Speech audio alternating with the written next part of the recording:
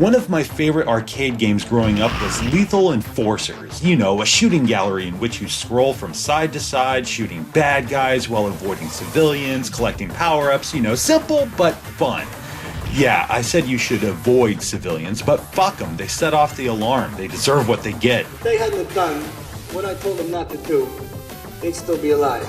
As much as I enjoyed these games for their photorealistic graphics and action movie-like thrills, I lost my fucking mind when Sega released Virtua Cop 2 years later. It may look primitive now, but this was amazing in 1994. 3D graphics rendered in real time with hordes of enemies that move and react naturally to gunfire. Unlike Lethal Enforcers, you don't have to kill enemies. Instead, you can wound them and score more points. Or you can pump 2 more rounds into them and call it a day. The overall presentation was breathtaking. You're not just scrolling past a static image, you're charging through an obstacle course where the in-game camera will zoom or whip back and forth when the action calls for it. You actually feel as if you're in a well-choreographed action movie. I love blasting these gas cans, not to mention these Ray-Ban wearing punks into strategically placed crates. Virtua Cop 2 came out the following year. This time they included branching pathways, giving players more freedom while adding to the replay value. Just when you thought this formula couldn't get any better, someone at Sega must have said, "Wouldn't this be awesome with zombies?"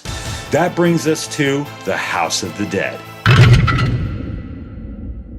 Just so you know, I'm not reviewing the arcade original, but the Saturn port, the Japanese version specifically.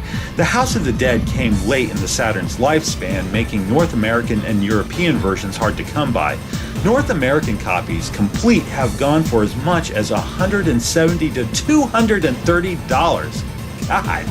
The Japanese release usually sells for $50 at most.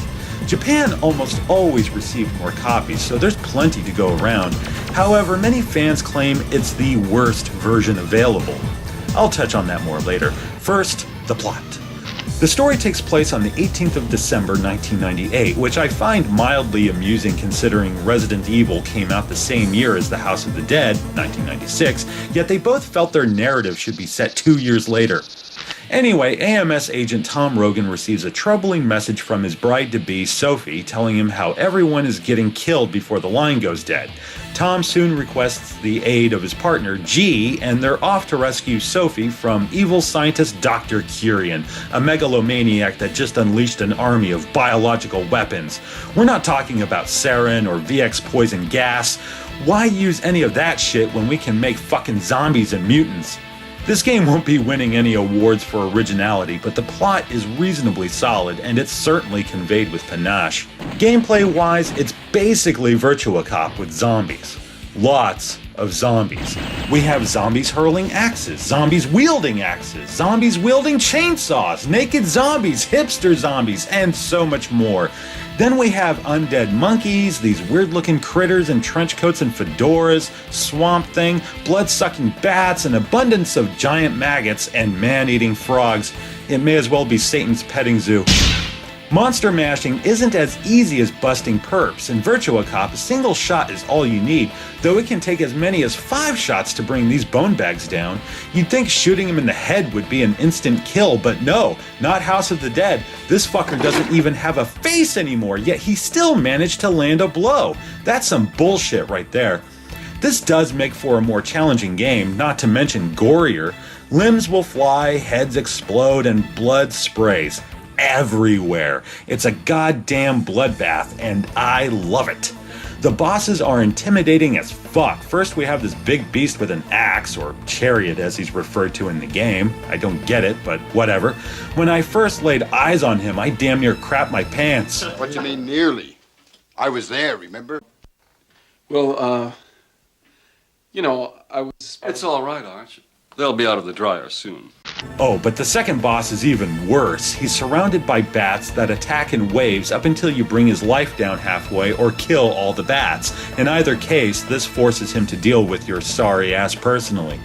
Even on the easiest setting with max life, I always burn through 3 or 4 credits here. For whatever reason, I have a hard time hitting his pressure point. I'm not entirely sure why that is, seeing as how it's his entire chest. It has nothing to do with my stunner. I hit everything else just fine. If anyone can explain this one to me, feel free to speak up. The next boss is a giant spider, or hermit if you rather. It's way easier. These giant web balls can be irritating, sure, though nowhere near as difficult as the gargoyle from hell. As for the fourth and final boss, I haven't seen that son of a bitch in ages, with or without the stunner. It's infuriating because I've beaten the Virtua Cop games numerous times. With House of the Dead, I can count all my victories on one hand. Dr. Curian doesn't fuck around. If I have any gripes with the game itself, it's the lack of weapon upgrades. No automatic pistols or rifles. It's just you and your trusty 6-shooter. Kinda lame, though I can accept it. Still, what I'd give for a machine gun. Damn. So what does the Saturn version have to offer? Sad to say, not much. The Saturn option simply offers a character select where Rogan and G have different stats. Otherwise, it's the same game. No new areas to explore or alternate paths. A bit of a letdown, but nothing heartbreaking. The boss and ranking modes are self-explanatory, I'm sure. Okay, let's get down and dirty with this presentation. If you've never seen the arcade original, I assure you, this port is not an accurate representation. House of the Dead was developed for a later iteration of Sega's Model 2 arcade board, which was well beyond the Saturn's capabilities. That being said, we have seen some excellent ports from past incarnations like the Virtua Cop series, Virtua Fighter 2, Sega Rally Championship, and Virtualon. Many concessions were made, yes, though they all looked and played well. The House of the Dead, on the other hand, looks rough. It's almost as bad as Daytona USA. I can accept fewer polygons and a lower frame rate, but textures range from okay to piss poor.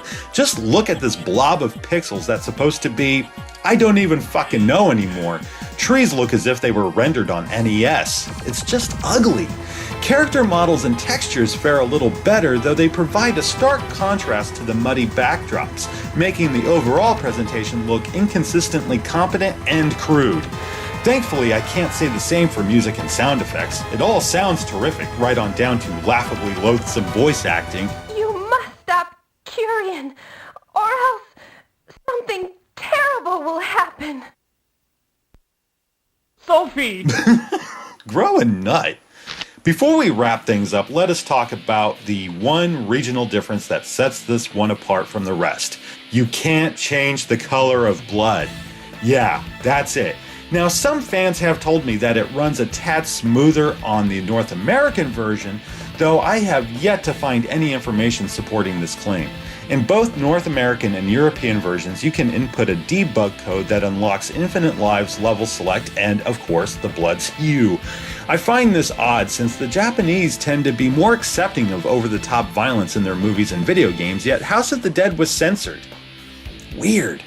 So if you really want red blood at your zombie party, you gotta buy American. My final thoughts? This isn't the worst arcade port I've seen on Saturn. It still plays like the House of the Dead in that it's a lot of fun mowing down zombies in gruesome detail. I just wish it looked more polished is all. To be honest, Sega probably should have waited to slap this one on Dreamcast. Alas, it was not meant to be. If you really dig the Saturn and the franchise, I suggest you stick to the Japanese version, unless the sight of green blood repulses you. No!